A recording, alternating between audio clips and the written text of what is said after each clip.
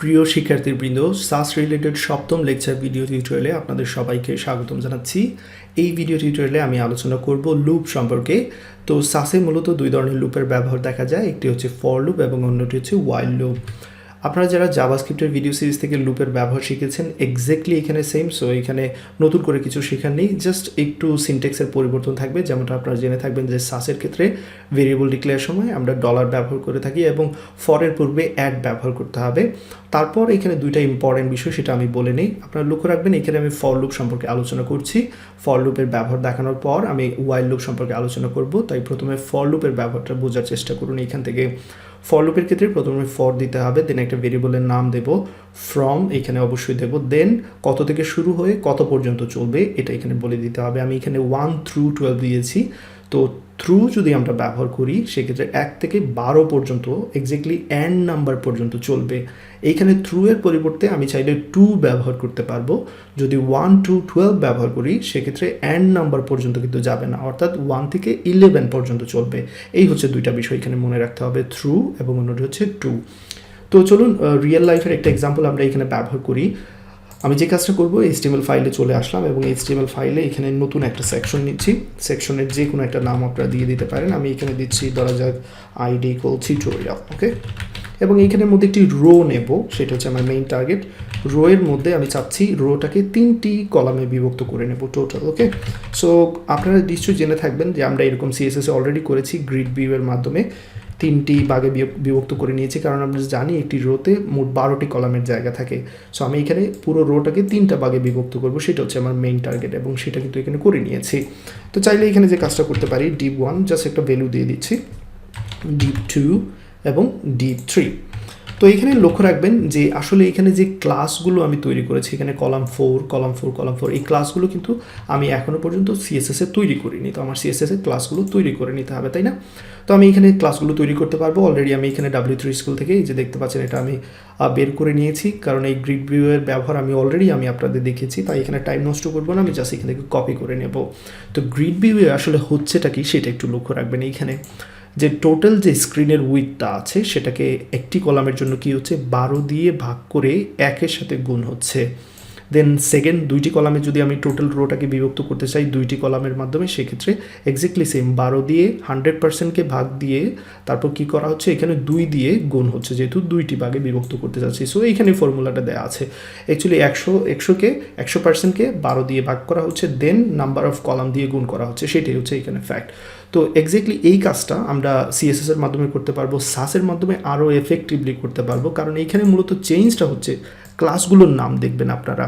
তো সিমিলার টাইপের ক্লাস যদি নিয়ে কাজ করেন সেক্ষেত্রে লুপ ব্যবহার করা খুবই ইজি এবং খুবই এফেক্টিভ হবে, কারণ এখানে column 1 column 2 column 3 up to column 12 পর্যন্ত রয়েছে। তো এক্স্যাক্টলি সব কিছুই সিমিলার, বাট 1 to 12 পর্যন্ত এখানে চলতেছে।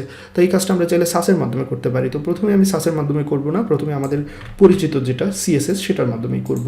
তো এই জন্য আমি এখান থেকে কপি করে পুরো কোডটা এখানে পেস্ট করে দিচ্ছি। লক্ষ্য রাখবেন এই যে নিয়ে এসেছি।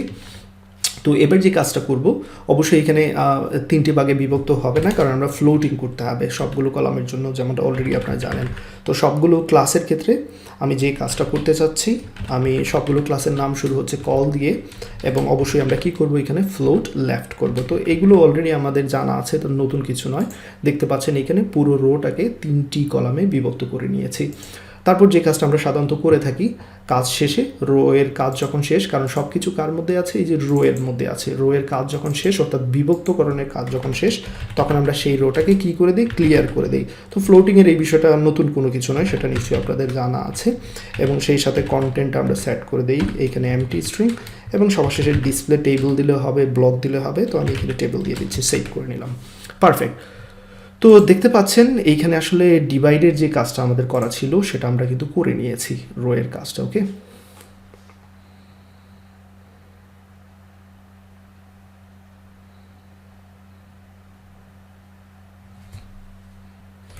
আরেকটা বিষয় নিশ্চয়ই খেয়াল রেখেছেন, আমি এখানে আসলে আফটার দেওয়ার কথা ছিল যে রোয়ের কাজের শেষের দিকে কি হবে সেটা কিন্তু এখানে বলে দিয়েছি যে ফ্লোটিংটা ক্লিয়ার হয়ে যাবে, ডিসপ্লে টেবিল হয়ে যাবে। যাই হোক, তো এতটুকু যা করেছি তা সিএসএস এর অংশ, সেটা আমরা অলরেডি জানি। এই ধরনের পদ্ধতি আমরা অলরেডি ব্যবহার করেছি স্ক্রিনকে বিভক্ত করার জন্য। এখানে মেইন উদ্দেশ্যটা কি হচ্ছে যে এই যে বিভিন্ন ক্লাসের নামগুলো দেখতে পাচ্ছেন আপনারা, কলাম 1, কলাম 2, কলাম 3, তো এই যে জিনিসগুলা আমরা কি করতে পারি, সাসের মাধ্যমে, লুপের মাধ্যমে এই কাজগুলো করতে পারি। এখানে আমাদের টার্গেটটা কি সেটা লক্ষ্য রাখবেন। আমি এখানে এক্সাম্পলের সাহায্যে বোঝাচ্ছি।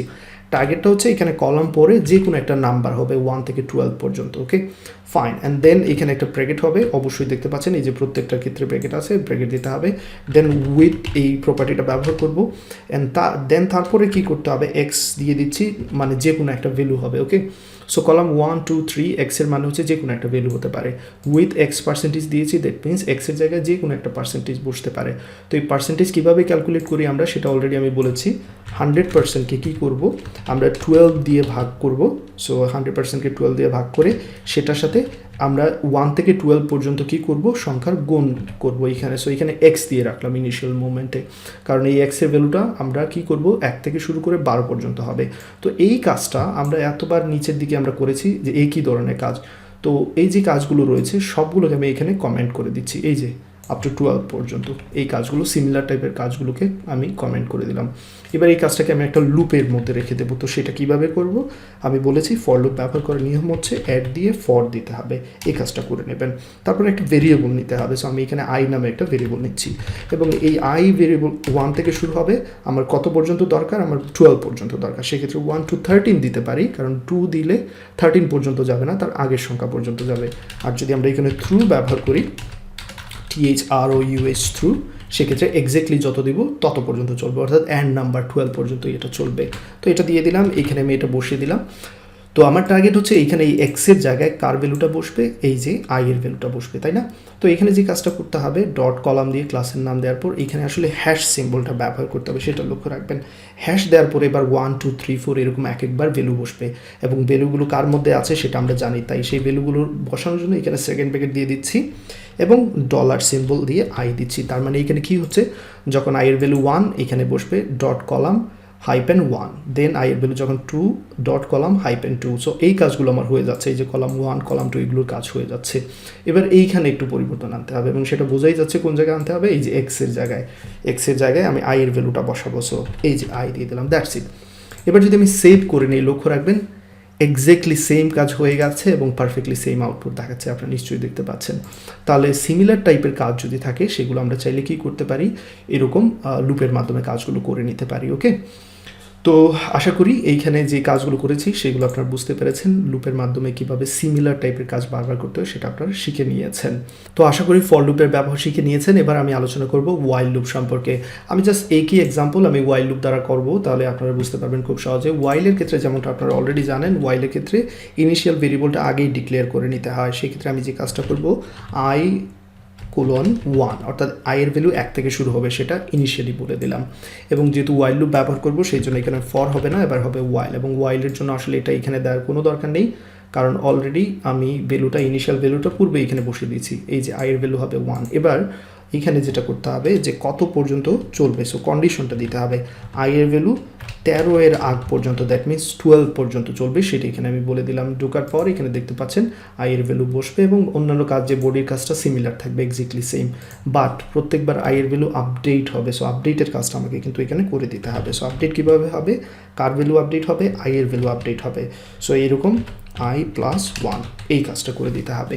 সো আই প্রত্যেকবার আই এর ভ্যালু 1 বাড়বে এবং সেটা আই এর মধ্যে থাকবে। সো প্রথমে 1 থেকে শুরু হবে, এটার মধ্যে কন্ডিশন চেক করবে 1 থেকে 13 বড় কিনা, অবশ্যই 13 বড়, ভিতরে ঢুকবে। সো কলাম 1 এর জন্য এই উইথটা সেট হবে, দেন আই এর ভ্যালু হবে 2, চেক করবে 2 থেকে 13 বড় কিনা, অবশ্যই বড়, দেন কলাম 2 এখানে 2 বসবে এবং 2 এর জন্য এই কাজটা করবে, কলাম 2 এর জন্য কলাম 3, 4 এরকম আপ টু কলাম 12 পর্যন্ত কাজটা করবে। ওকে, সেভ করে নিলাম, দেখতে পাচ্ছেন এক্স্যাক্টলি পারফেক্টলি কাজ করছে।